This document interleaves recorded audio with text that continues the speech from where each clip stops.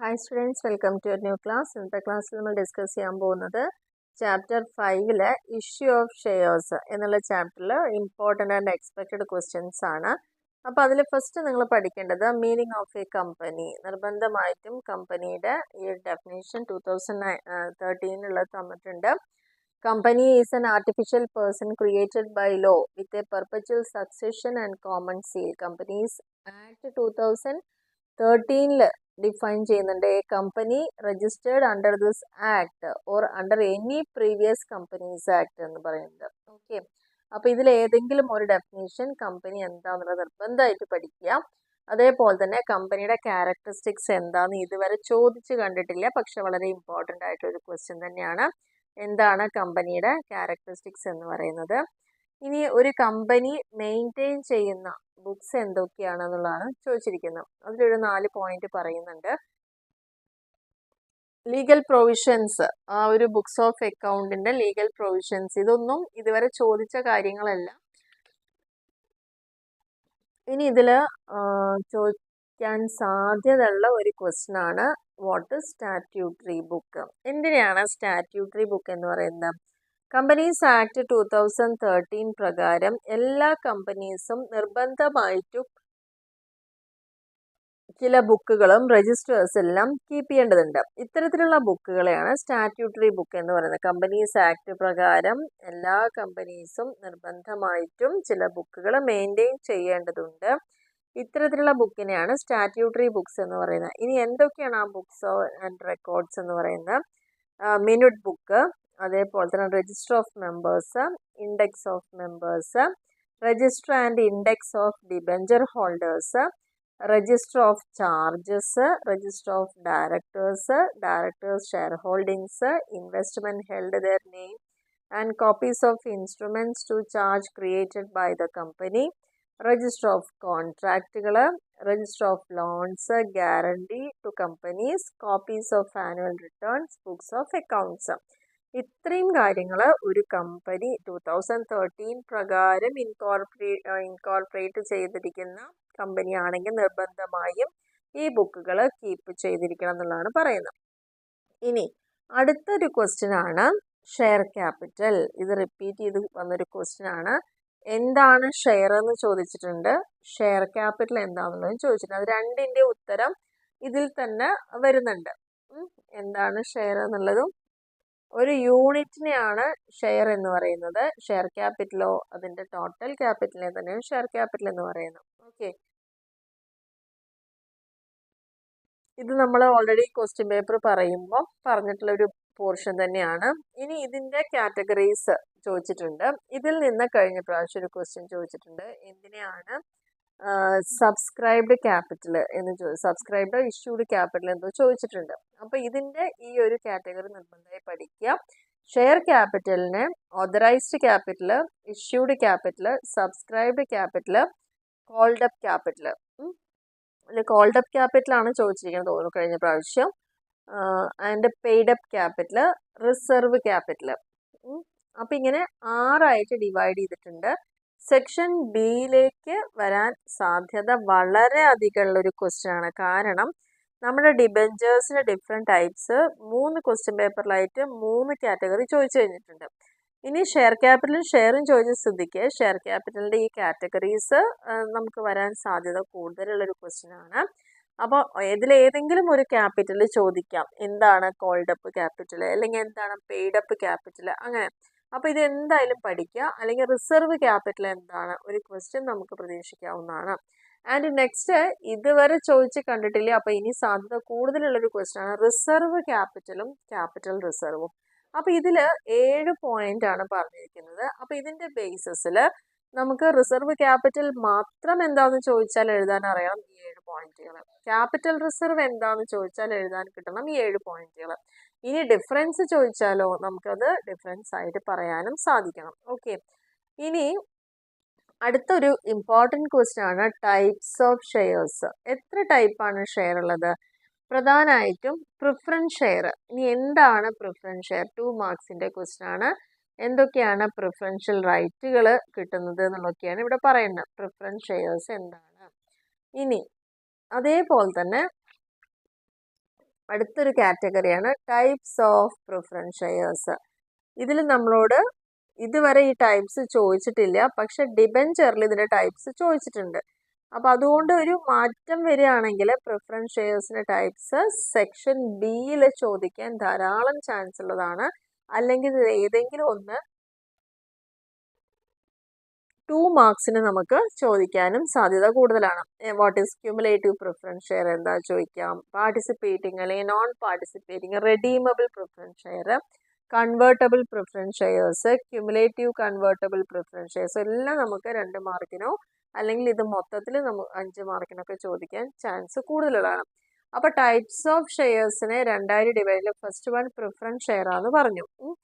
ഇനി അടുത്തൊരു 2 മാർക്സിന്റെ ക്വസ്റ്റ്യൻ ആണ് വാട്ട് ഈസ് ഇക്വിറ്റി ഷെയർ. എന്തിനാണ് ഇക്വിറ്റി ഷെയർ അല്ലെങ്കിൽ ഓർഡിനറി ഷെയർ എന്ന് പറയുന്നത്? പ്രിഫറൻസ് ഷെയർ അല്ലാത്ത ബാക്കി എല്ലാ ഷെയറും എന്തുതന്നെയാണ്? ഇക്വിറ്റി ഷെയർസ് ആണ്. ഇതിലൊരിക്കലും ഒരു പ്രിഫറൻഷ്യൽ റൈറ്റോ ഡിവിഡൻഡിന്റെ കേസിലോ അല്ലെങ്കിൽ ക്യാപിറ്റൽ റീപേ ചെയ്യുന്ന കേസിലോ ഒരു പ്രിഫറൻഷ്യൽ റൈറ്റ് ഉണ്ടായിരിക്കില്ല. That is Y these are formally known as ordinary shares. അതുകൊണ്ടാണ് ഇതിനെ ഓർഡിനറി ഷെയർസ് എന്ന് പറയുന്നത്. ഇനി അടുത്ത ഇമ്പോർട്ടൻ്റ് ആയിട്ടൊരു ക്വസ്റ്റ്യൻ ആണ് ഇക്വിറ്റി ഷെയറും പ്രിഫറൻസ് ഷെയറും തമ്മിലുള്ള ഡിഫറൻസുകൾ, എന്തൊക്കെയാണ് ഇവ തമ്മിലുള്ള വ്യത്യാസം എന്നുള്ളത്.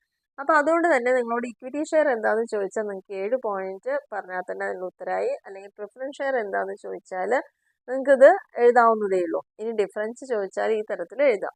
2 മാർക്സിൻ്റെ നെക്സ്റ്റ് ഇമ്പോർട്ടൻറ്റ് ക്വസ്റ്റ്യൻ ആണ് what is sweat equity shares. Sweat equity shares പറഞ്ഞാൽ ഇക്വിറ്റി ഷെയർ തന്നെയാണ്, കമ്പനി ഇഷ്യൂ ചെയ്യുന്നത് തന്നെയാണ്, എംപ്ലോയീസിന് അല്ലെങ്കിൽ ഡയറക്ടേഴ്സിന് കൊടുക്കുന്ന ഷെയർസ് ആണ്. പക്ഷെ അതിൻ്റെ പ്രത്യേകത എന്ന് പറയുന്നത് ഇവിടെ ക്യാഷ് ആയിട്ട് കൊടുക്കില്ല, ക്യാഷ് അല്ലാതെ ഡിസ്കൗണ്ടിന് കൊടുക്കുന്നതാണ് ഈ സ്വെറ്റ് ഇക്വിറ്റി ഷെയർസ് എന്ന് പറയുന്നത്. ഇനി ഇത് എന്തിനാണ്? For providing know how or making available rights in the nature of intellectual property rights or value additions. എന്തെങ്കിലും നമ്മുടെ കമ്പനിയുടെ പ്രവർത്തനങ്ങളുമായി ബന്ധപ്പെട്ട് ഒരു വാല്യൂ ആഡ് ചെയ്യുന്ന കേസിലോ അല്ലെങ്കിൽ എന്തെങ്കിലും പുതിയതായൊരു ടെക്നോളജിയായിട്ട് ബന്ധപ്പെട്ട് വരുന്ന കാര്യങ്ങളിലൊക്കെ ആ സമയത്താണ് അതർ ദാൻ ക്യാഷ് ആയിട്ട്, ക്യാഷ് അല്ലാതെ ഡയറക്ടേഴ്സിനും എംപ്ലോയീസിനും ഡിസ്കൗണ്ടിൽ പ്രൊവൈഡ് ചെയ്യുന്ന ഷെയർസിനെയാണ് സ്വെറ്റ് ഇക്വിറ്റി ഷെയർസ് എന്ന് പറയുന്നത്. അപ്പോൾ ഈ സ്വെറ്റ് ഇക്വിറ്റി ഷെയർസും അതേപോലെ തന്നെ അതിന് ഒരു കമ്പനിക്ക് അത് ഇഷ്യൂ ചെയ്യണമെങ്കിൽ ഇത്രയും 4 കാര്യങ്ങൾ സാറ്റിസ്ഫൈ ചെയ്യേണ്ടതുണ്ട്. അപ്പോൾ ആ കാര്യങ്ങൾ എന്തൊക്കെയാണുള്ളതാണ് അവിടെ പറഞ്ഞിരിക്കുന്നത്. അടുത്തത് ഒരു സ്കീമാണ് എംപ്ലോയി സ്റ്റോക്ക് ഓപ്ഷൻ സ്കീം, ഇസോസ് എന്ന് പറയും. 2 മാർക്സിന്റെ ക്വസ്റ്റ്യൻ ആയിരുന്നു, ഇത് ചോദിച്ചിട്ടുണ്ട്. എന്താണ് ഇസോസ് എന്നുള്ളത് പഠിച്ചോളൂ. എംപ്ലോയിയുടെ ഈ ഒരു പ്ലാന് അവർക്ക് എംപ്ലോയീസിന് വേണമെങ്കിൽ തന്നെ കമ്പനീസ് ഓഫർ ചെയ്യാറുണ്ട്. ഈ സ്കീം പ്രകാരം കമ്പനി ഒരു ഓപ്ഷൻ കൊടുക്കുകയാണ് അവരുടെ ഹോൾ ടൈം ഡയറക്ടറോ ഓഫീസറോ എംപ്ലോയീസിനൊക്കെ പർച്ചേസ് ചെയ്യാൻ ഒരു ഫ്യൂച്ചർ ഡേറ്റിൽ ഇത് സബ്സ്ക്രൈബ് ചെയ്യാൻ ഇക്വിറ്റി ഷെയർസ് ഒരു പ്രീ ഡിറ്റർമിൻഡ് പ്രൈസ്, മുൻകൂട്ടി നിശ്ചയിച്ചൊരു പ്രൈസിൽ ഒരു ഫ്യൂച്ചർ ഡേറ്റിൽ പർച്ചേസ് ചെയ്യാനുള്ള ഒരു ഓപ്ഷനാണ് ഇവിടെ കൊടുക്കുന്നത്. അത് അവർക്ക് വേണമെങ്കിൽ ആക്സെപ്റ്റ് ചെയ്യാം അല്ലെങ്കിൽ റിജക്റ്റ് ചെയ്യാം. അതാണ് ഇസോസ് എന്ന് പറയുന്ന ഈ ഒരു പ്ലാൻ എന്ന് പറയുന്നത്. ഇനി അതിൻ്റെ ഒബ്ജക്റ്റീവ്സ് ഒന്ന് നോട്ട് ചെയ്യാം. ഒബ്ജക്റ്റീവ്സ് എന്താണെന്ന് നോക്കുക. അടുത്തൊരു 2 മാർക്സ് ക്വസ്റ്റ്യൻ ആണ് വാട്ട് ഈസ് ഷെയർ എന്ന് ചോദിച്ച പോലെ വരാം. വാട്ട് ഈസ് സ്റ്റോക്ക് എന്ന് പറയുന്നത്. സ്റ്റോക്ക് എന്ന് പറഞ്ഞു കഴിഞ്ഞാൽ കമ്പനിയുടെ ഒരു ഷെയറിനെ പോലെ തന്നെ അതിൻ്റെ ഒരു പോർഷനെ തന്നെയാണ് സ്റ്റോക്ക് എന്ന് പറയുന്നത്. ഇവിടെ പ്രത്യേകത എന്ന് പറയുന്നത് consolidated of fully paid shares ആയിരിക്കും. ഇവിടെ എല്ലാ ഷെയറും കൂടി കൂട്ടിയിട്ട് ഫുള്ളി പെയ്ഡ് ഷെയർസ് ആണെങ്കിൽ മാത്രമാണ് സ്റ്റോക്ക് എന്ന് പറയുന്നത്. അപ്പോൾ സ്റ്റോക്ക് എന്ന് പറഞ്ഞു കഴിഞ്ഞാൽ set of share put together ഒരുമിച്ച് ചേർത്തുകൊണ്ട് ഇന്നെ ബണ്ടിലായിട്ട് ഒരുമിച്ച് ചേർക്കുമ്പോൾ അതെന്തായി അത് സ്റ്റോക്ക് ആയിട്ടാണ് പറയാം.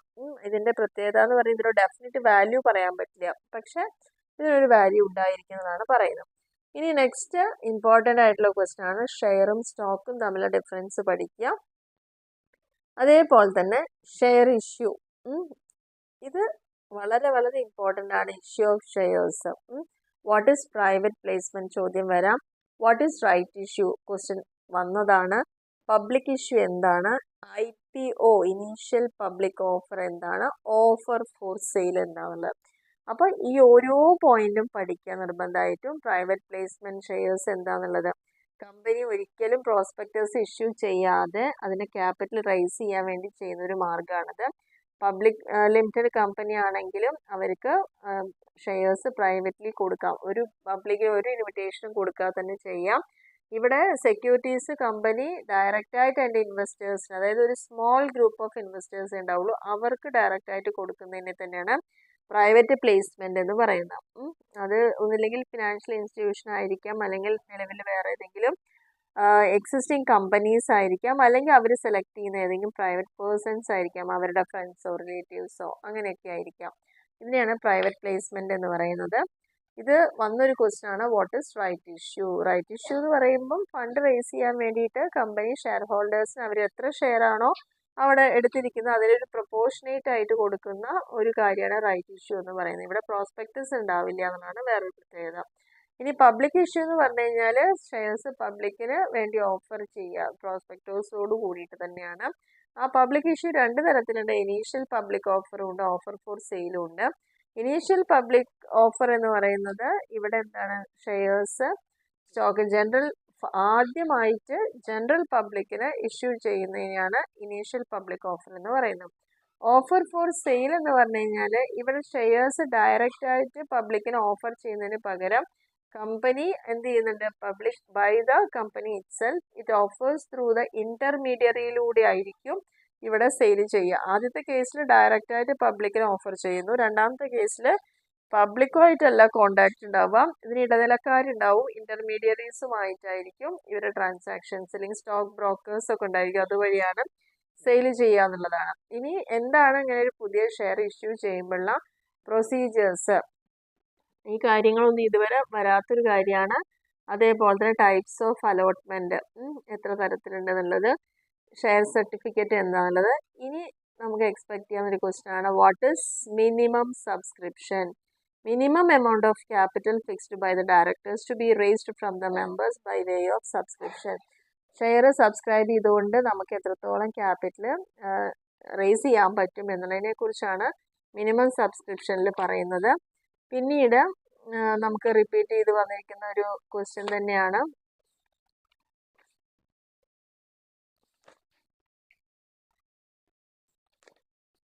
അണ്ടർ സബ്സ്ക്രിപ്ഷനും അതേപോലെ ഓവർ ഈ രണ്ട് ക്വസ്റ്റ്യനും വന്നു കഴിഞ്ഞതാണ്.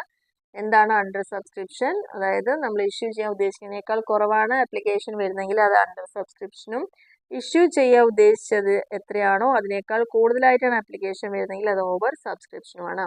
ഇനി നമ്മൾ അക്കൗണ്ടിങ് ട്രീറ്റ് നിർബന്ധമായിട്ടും പഠിക്കേണ്ട, അല്ലെ എങ്ങനെയാണ് ഷെയർ ഇഷ്യൂ ചെയ്യുമ്പോൾ ജേർണൽ എൻട്രി, ഈ 6 ജേർണൽ എൻട്രികളും നിർബന്ധമായിട്ട് പഠിക്കുക. ഇത് ഷുവർ ക്വസ്റ്റ്യൻ ആണ്. കാരണം നമുക്ക് വന്നിരിക്കുന്ന ക്വസ്റ്റ്യൻ പേപ്പർ നോക്കിക്കഴിഞ്ഞാൽ ഷെയർ എന്ന് ക്വസ്റ്റ്യൻ വന്നിരിക്കുന്നത്, ഷെയർ ഇഷ്യൂ ചെയ്തു, കുറച്ച് പേയ്മെന്റ് ചെയ്യാത്തത് കൊണ്ട് കുറച്ചെണ്ണം ഫോർഫീറ്റ് ചെയ്തു, ഫോർഫീറ്റ് ചെയ്ത ഷെയറിനെ നമ്മൾ രണ്ടാമത് റീ ഇഷ്യൂ ചെയ്തു. ഇതാണ് നമ്മുടെ ക്വസ്റ്റ്യൻ എന്ന് പറയുന്നത്. ഓക്കെ, അപ്പോൾ എസ്എ ക്വസ്റ്റ്യൻ ആയിട്ട് ചോദിക്കാം, സെക്ഷൻ ബിയിലും ഇത് ചോദിക്കാവുന്നതാണ്. അപ്പോൾ ഇവിടെ നമ്മൾ പഠിക്കേണ്ട ഒരു കാര്യം, ക്യാഷിന് കൊടുക്കുമ്പോൾ എന്താണ് എൻട്രി, അല്ലെങ്കിൽ ക്യാഷ് അല്ലാതെ മറ്റുള്ള ഷെയർസ് ഇഷ്യൂ ചെയ്തുകൊണ്ട് കൊടുക്കുമ്പോൾ എന്താണ് എൻട്രി. അപ്പോൾ ഈ 6 എണ്ണം പഠിക്കുക, വളരെ ഈസിയാണ്. നമ്മൾ ആദ്യം ആപ്ലിക്കേഷൻ മണി റിസീവ് ചെയ്യുമ്പോൾ ബാങ്ക് അക്കൗണ്ട് ഇട്ടിട്ട് ഷെയർ ആപ്ലിക്കേഷൻ, ആ ഷെയർ ആപ്ലിക്കേഷൻ നമ്മൾ ഷെയർ ക്യാപിറ്റലിലേക്ക് ട്രാൻസ്ഫർ ചെയ്യുന്നു. ഫസ്റ്റ് അലോട്ട്മെന്റ് ഡ്യൂ ആവുന്നു, അലോട്ട്മെന്റ് ഡ്യൂ ആവുമ്പോൾ അലോട്ട്മെന്റ് അക്കൗണ്ട് ഇട്ടിട്ട് ഷെയർ ക്യാപിറ്റൽ, അലോട്ട്മെന്റ് നമുക്ക് റിസീവ് ചെയ്യുമ്പം ബാങ്ക് അക്കൗണ്ട് ഇട്ടിട്ട് ഷെയർ അലോട്ട്മെന്റ്. ഇനി ഫസ്റ്റ് കോൾ മേക്ക് ചെയ്യുമ്പം first call account to share capital, ഇനി അതിൻ്റെ എമൗണ്ട് റിസീവ് ചെയ്യുമ്പം ബാങ്ക് അക്കൗണ്ട് ഇട്ടിട്ട് ഷെയർ ഫസ്റ്റ് കോൾ. ഇങ്ങനെ ഈ ഒരു എൻട്രി സെക്കൻഡ് കോളിലും തേർഡ് കോളിലും കൂടിയിട്ട് റിപ്പീറ്റ് ചെയ്ത് വരിക. ഇതാണ് ഷെയർ ഇഷ്യൂ ചെയ്യുമ്പോഴുള്ള ജേർണൽ എൻട്രി എന്ന് പറയുന്നത്. അതെന്തായാലും പഠിക്കുക. ഷെയർ ഇഷ്യൂ ചെയ്യുന്നത് പ്രധാനമായിട്ടും 3 തരത്തിലാണ്. ഷെയർ ഇഷ്യൂ ചെയ്യുന്നത് പ്രീമിയത്തിന്, പാറിന്, ഡിസ്കൗണ്ടിന്. അപ്പോൾ പാർ എന്ന് പറഞ്ഞു കഴിഞ്ഞാൽ ഫേസ് വാല്യൂ എന്താണോ അതേ വാല്യൂവിന് കൊടുക്കുക. പ്രീമിയം പറഞ്ഞാൽ ഫേസ് വാല്യൂവിനേക്കാൾ കുറച്ച് അധികം രൂപയ്ക്ക് കൊടുക്കുക. ഇനി ഡിസ്കൗണ്ട് എന്ന് പറയുമ്പം നമ്മൾ ഉദ്ദേശിച്ച ഫേസ് വാല്യൂവിനേക്കാൾ കുറവ് രൂപയ്ക്ക് കൊടുക്കുക. ഇതാണ് ഇഷ്യൂ ചെയ്യുക. ഇത് രണ്ടും ഇമ്പോർട്ടൻ്റ് ആണ്. പിന്നെ ഈ ഒരു ചാപ്റ്ററിൽ നിർബന്ധമായി നോക്കേണ്ട ഒരു കാര്യം എന്ന് പറയുന്നത് calls in arrear. What is calls in arrear? അതായത് ഷെയർ ഹോൾഡേഴ്സിന് നമ്മൾ ചില സമയത്ത് ഷെയർ ഇഷ്യൂ ചെയ്ത് കഴിഞ്ഞാൽ അവർ അലോട്ട്മെന്റ് മണിയോ കോൾ മണിയോ അടയ്ക്കുന്നതിൽ വീഴ്ച വരുത്താനുള്ള സാധ്യത, അല്ലെങ്കിൽ അത് പേ ചെയ്യാതെ ഇരിക്കുക. അപ്പോൾ അവിടെ എന്തായി, അത് അൺപെയ്ഡ് ആയി അല്ലേ, നമുക്കത് കിട്ടിയിട്ടില്ല. അപ്പോൾ ഇത്തരത്തിൽ വീഴ്ച വരുത്തുന്ന ആ ഒരു പോർഷൻ, അലോട്ട്മെന്റ് ആണെങ്കിലും കോൾ ആണെങ്കിലും, അതിനെയാണ് കോൾസ് ഇൻ അരിയർ എന്ന് പറയുന്നത്.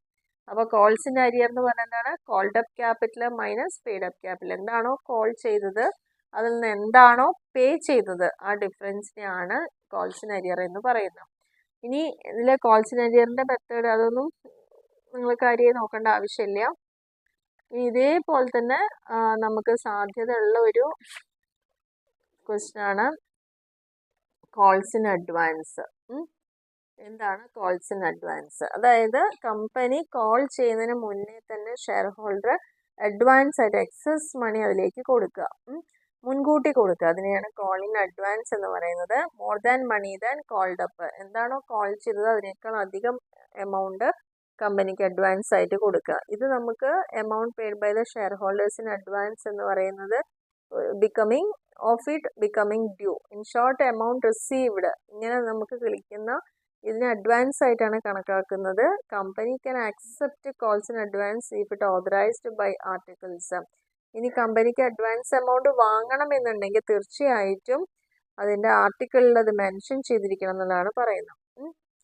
ഇനി നെക്സ്റ്റ് ഇമ്പോർട്ടൻ്റ് ആയിട്ടൊരു ക്വസ്റ്റ്യൻ ആണ് കോൾസ് ഇൻ അരിയറും കോൾസ് ഇൻ അഡ്വാൻസും തമ്മിലുള്ള ഡിഫറൻസ് എന്ന് പറയുന്നത്. അപ്പോൾ ഈ ഒരു കാര്യം വളരെ ഇമ്പോർട്ടൻ്റ് ആയിട്ട് തന്നെ നോട്ട് ചെയ്യാം. ഇനി ഇതിൽ അടുത്ത ഒരു വളരെ ഇമ്പോർട്ടൻ്റ് ആയിട്ടൊരു ക്വസ്റ്റ്യൻ ആണ് ഫോർഫീച്ചർ ഓഫ് ഷെയർസ്. ഒരുപാട് തവണ ചോദിച്ചൊരു ക്വസ്റ്റ്യൻ ആണ്. എന്താണ് ഫോർഫീച്ചർ? അലോട്ട്മെൻറ്റോ അല്ലെങ്കിൽ കോൾ മണിയോ അടയ്ക്കാതെ കണ്ടിട്ട് ആ ഷെയർസിനെ കമ്പനി തിരിച്ചു പിടിക്കുക, അതിനെയാണ് ഫോർഫീച്ചർ എന്ന് പറയുന്നത്. ഇനി ഇതിൽ അതിൻ്റെ പ്രൊസീജിയേഴ്സ് എങ്ങനെയാണ് ഒരു ഷെയർ ഫോർഫീറ്റ് ചെയ്യേണ്ട പ്രൊസീജിയർ കൊടുത്തിട്ടുണ്ട്. അതിന് മെമ്മോറാണ്ടം ഉണ്ടായിരിക്കും ഓരോ each defaulter. First of all company ഒരു മെമ്മോറാണ്ടം ഡിഫോൾട്ടർക്ക് അയച്ചു കൊടുക്കും. അത് അൺപെയ്ഡ് എമൗണ്ട് എത്രയാണെന്നുള്ളത് അയച്ചു കൊടുക്കും. പിന്നെ എത്ര ലിസ്റ്റ് ഓഫ് ഡിഫോൾട്ടേഴ്സ് ഉണ്ടെന്നുള്ളത് പ്രിപ്പയർ ചെയ്യും. പിന്നെ ഡിഫോൾട്ടേഴ്സിന് നോട്ടീസ് കൊടുക്കുക, റെസൊല്യൂഷൻ വയ്ക്കുക, ഇൻഫർമേഷൻ കൊടുക്കുക, അവരുടെ പേര് ആ ഒരു രജിസ്റ്ററിൽ നിന്ന് നീക്കം ചെയ്യുക, അതേപോലെ തന്നെ ലാസ്റ്റ് ഫോർഫീറ്റഡ് എമൗണ്ട് ട്രാൻസ്ഫർ ചെയ്യുക. ഇങ്ങനെയാണ് 7 പ്രൊസീജിയർ ഫോർഫീച്ചറുമായി ബന്ധപ്പെട്ട് വരുന്നത്. ഇതാണ് ഫോർഫീച്ചറിൻ്റെ എൻട്രി. ഇത് നിർബന്ധമായിട്ടും പഠിച്ചു വയ്ക്കുക, കാരണം ഇതാണ് ക്വസ്റ്റ്യൻ ചോദിച്ചു കണ്ടിരിക്കുന്നത്. ഫോർഫീച്ചർ മാത്രമായിട്ട് ചോദിക്കുകയാണെങ്കിൽ ഈ എൻട്രിയാണ് പാസ് ചെയ്യേണ്ടത്. ഓക്കെ, അപ്പോൾ നിങ്ങൾക്ക് ക്വസ്റ്റ്യൻ തന്നിട്ട് 5 മാർക്കിൻ്റെ ക്വസ്റ്റ്യനിൽ ഷെയർ ഇത്രയാണ്, ഇത്ര അലോട്ട്മെൻറ്റ് ഉണ്ടായിരുന്നു, കോൾ ഇത്രയാണ്, അതിൽ ഇത്ര രൂപയുടെ ഷെയർസ് അല്ലെങ്കിൽ കോൾ മണി അടച്ചിട്ടില്ല എന്നൊക്കെ പറയുമ്പോൾ ഷെയർ ഫോർഫീറ്റ് ചെയ്തു എന്ന് പറയുമ്പോഴുള്ള ആ ഒരൊറ്റ എൻട്രിയാണ് ഇത് വരുന്നത്. ഓക്കെ, അപ്പോൾ അത് ഇമ്പോർട്ടൻറ്റ് ക്വസ്റ്റ്യൻ ആണ്. ഇനി രണ്ടാമത് നമുക്ക് അതിൻ്റെ ഒപ്പം അനുബന്ധമായിട്ട് പറയാവുന്നൊരു കാര്യമാണ്, ഇങ്ങനെ ഫോർഫീറ്റ് ചെയ്ത ഷെയർ കമ്പനിക്ക് രണ്ടാമത് റീഇഷ്യൂ ചെയ്യാം. അത് പ്രീമിയത്തിനാണെങ്കിൽ ജേണൽ എൻട്രി ഇതാണ്. അപ്പോൾ അതെന്തായാലും പഠിച്ചു വയ്ക്കുക. അപ്പോൾ പ്രീമിയത്തിനാണ് രണ്ടാമത് റീഇഷ്യൂ ചെയ്യുന്നതെങ്കിൽ ഈ എൻട്രിയാണ് പഠിക്കേണ്ടത്. ഇനി റീഇഷ്യൂ ഓഫ് ഫോർഫീറ്റഡ് ഷെയർസ്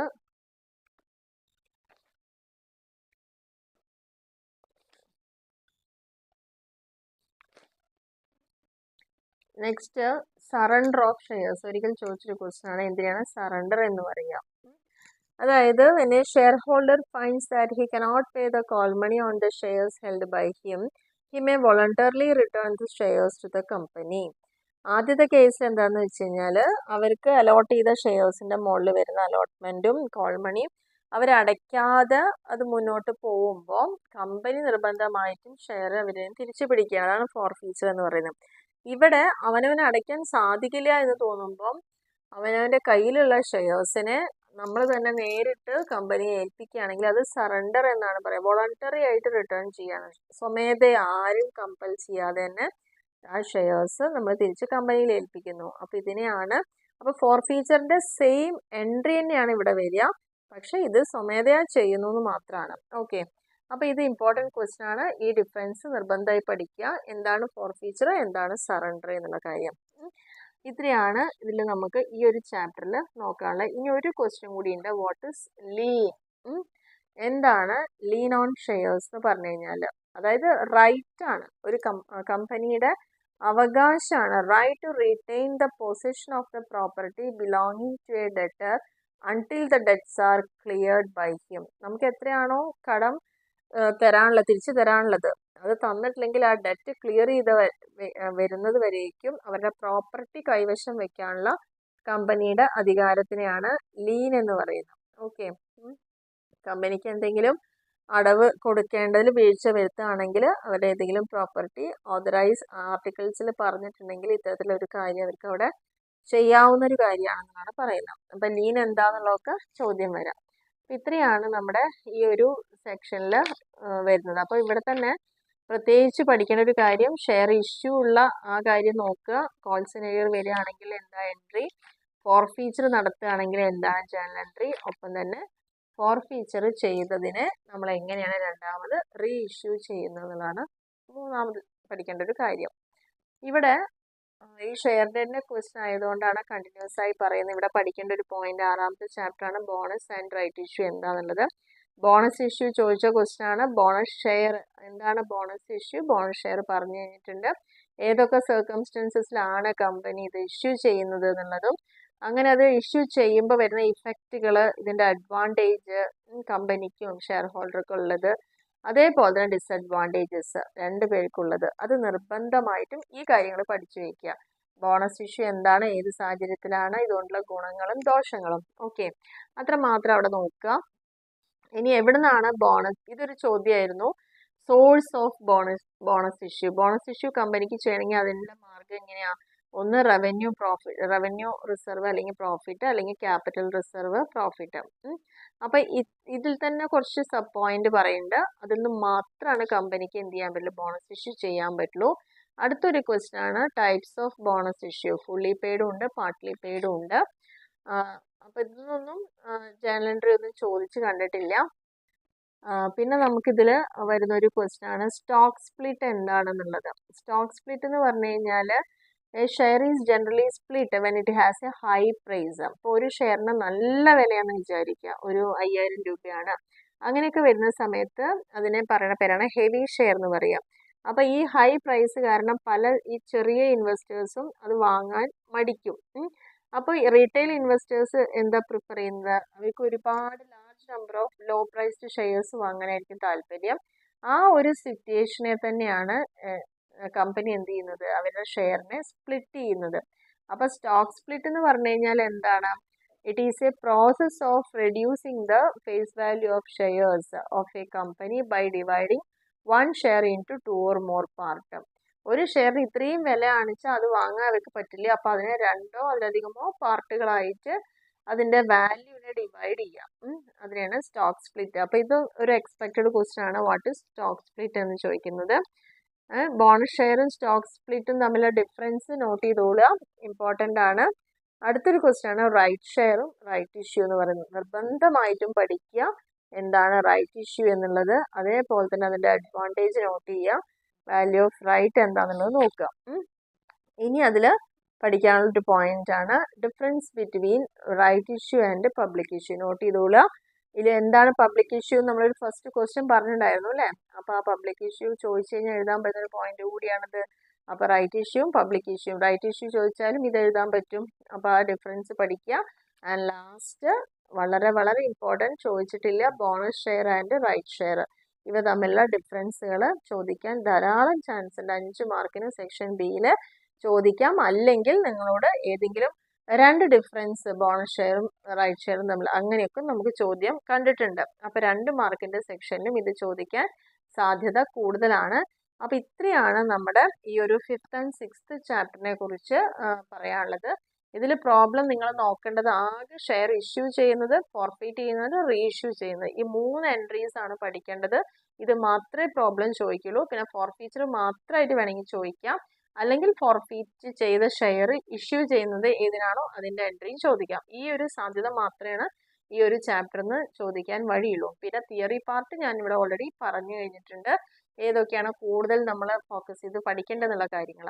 അപ്പോൾ ഈ വീഡിയോ നിങ്ങൾക്ക് ഇഷ്ടമായി കഴിഞ്ഞാൽ, സബ്സ്ക്രൈബ് ചെയ്യാത്തവരുണ്ടെങ്കിൽ തീർച്ചയായിട്ടും ഒന്ന് സബ്സ്ക്രൈബ് ചെയ്യുക. അതേപോലെ തന്നെ നിങ്ങൾ ലൈക്കും ഷെയറും കമൻറ്റും ഒക്കെ ചെയ്യുക. മാക്സിമം നിങ്ങളുടെ ഫ്രണ്ട്സിലേക്കൊക്കെ ഇതേപോലെ നിങ്ങൾക്ക് ഇതൊരു ഉപകാരപ്രദമായ വീഡിയോ ആണ് തോന്നുകയാണെങ്കിൽ നിങ്ങളുടെ ഫ്രണ്ട്സിലേക്കൊക്കെ ഒന്ന് ഷെയർ ചെയ്ത് കൊടുക്കുക, സപ്പോർട്ട് ചെയ്യാം. ഓക്കെ, നിങ്ങൾ ചെയ്യുന്ന അല്ലെങ്കിൽ നമ്മൾ ഈ വർക്ക് ചെയ്യുന്നതിന് നിങ്ങളുടെ റെസ്പോൺസ് തന്നെയാണ് ഒരു മോട്ടിവേഷൻ എന്ന് പറയുന്നത്. അപ്പോൾ ഒരുപാട് മടിയാണെന്ന് തോന്നുന്നു ഒരുപാട് പേർക്കൊന്ന് ലൈക്ക് ചെയ്യാനും കമൻറ്റ് ചെയ്യാനും സബ്സ്ക്രൈബ് ചെയ്യാനും ഒക്കെ. പക്ഷെ നമുക്കത് വീണ്ടും നല്ല രീതിയിൽ ഓരോ വീഡിയോസ് ചെയ്യണം എന്നുള്ളത് നിങ്ങളുടെ ഒരു സപ്പോർട്ട് കൊണ്ട് തന്നെയാണ്. അപ്പോൾ എന്തായാലും മറക്കാതെ ഈ പറഞ്ഞ കാര്യങ്ങളൊക്കെ ചെയ്യുക, സപ്പോർട്ട് ചെയ്യുക. Okay, thank